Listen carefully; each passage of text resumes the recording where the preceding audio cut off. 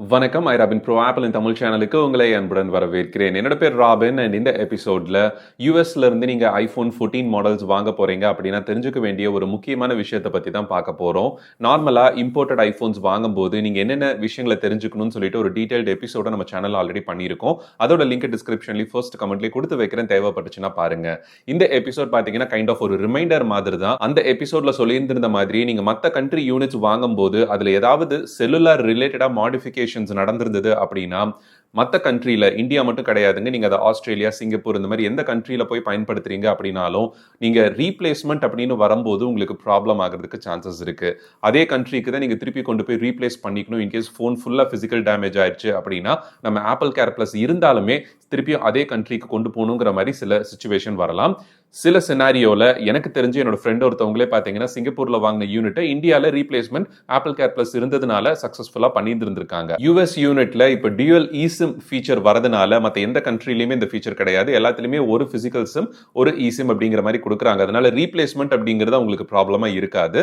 இந்தியால நீங்க யூஎஸ் யூனிட்டை பயன்படுத்தும் போது நீங்க யூஎஸ்லயே ஆப்பிள் கேர் பிளஸ் வாங்கி அப்ளை பண்ணியிருந்தாலும் சரி, ஒரு இந்தியாவுக்கு வந்ததுக்கு அப்புறம் நீங்க Apple care plus Apple customer care toll ஃப்ரீக்கு கால் பண்ணி நீங்க ஆப்பிள் கேர் பிளஸ் உங்களோட டிவைஸ்க்கு நீங்க அப்ளை பண்ணனாலும் சரி, இன் கேஸ் ஏதாவது பிசிக்கல் டேமேஜ் நடந்தது அப்படின்னா ரீப்ளேஸ்மெண்ட் பண்ண முடியுமா அப்படிங்கிறது நீங்க ஆப்பிள் கஸ்டமர் கேர் டோல் ஃப்ரீல போனை வாங்குறதுக்கு முன்னாடியே அங்க யூஎஸ்ல ஆப்பிள் கஸ்டமர் சப்போர்ட்ல கேட்டுட்டு தான் நீங்க பர்ச்சேஸ் பண்றது ரெக்கமெண்டடான விஷயம். அண்ட் இந்தியால சப்போஸ் அந்த மாதிரி ரெஃப்யூஸ் பண்ணிருவாங்களா அப்படின்னு உங்களுக்கு டவுட்டா இருந்தது அப்படின்னா ஆப்பிள் இந்தியா கஸ்டமர் கேருக்கு நீங்க ஒரு தடவை கால் பண்ணி கன்ஃபார்ம் பண்ணிக்கலாம்.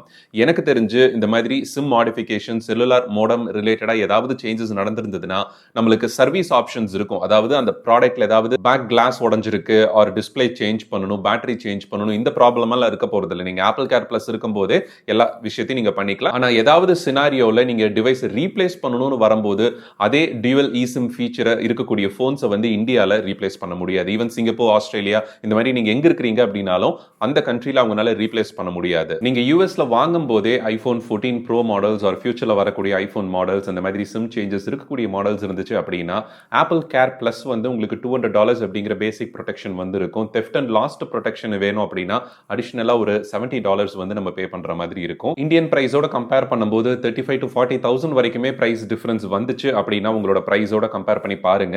அப்போ நீங்க இந்த 15,000ல இருந்து 22,000 ரூபீஸ்ல இருக்கக்கூடிய ஆப்பிள் கேர் பிளஸ் வந்து உங்களுக்கு வேர்ல்டு வைட் கவரேஜ் ரீப்ளேஸ்மெண்ட்க்கு கொடுக்குமா அப்படிங்கிறதையும் ஆப்பிள் கஸ்டமர் சப்போர்ட்ல ஒரு தடவை கன்ஃபார்ம் பண்ணிட்டு அதுக்கப்புறம் நீங்க யூஎஸ் மாடல் எடுக்கிறது ரெக்கமெண்டடான விஷயம். வாங்கக்கூடாது அப்படின்னு சொல்லல, தாராளமா வாங்கலாம், இந்தியால பயன்படுத்த முடியும், எந்த ப்ராப்ளமும் இல்லாம. இந்த சர்வீஸ் ஆப்ஷன் அப்படின்னு வரது ஆப்பிள் கேர் பிளஸ்ல இருக்கக்கூடிய சின்ன ஒரு விஷயத்தை மட்டும் தெரிஞ்சுட்டு வாங்குங்க அப்படின்னு தான் நான் சொல்றேன். ஸோ இந்த தகவல் ஓரளவுக்கு பயனுள்ளதா இருந்திருக்கும் அப்படின்னு நினைக்கிறேன். மீண்டும் அடுத்த எபிசோட்ல ஒரு யூஸ்ஃபுல்லான டாபிக்கோட உங்களை வந்து சந்திக்கிறேன். நன்றி, வணக்கம்.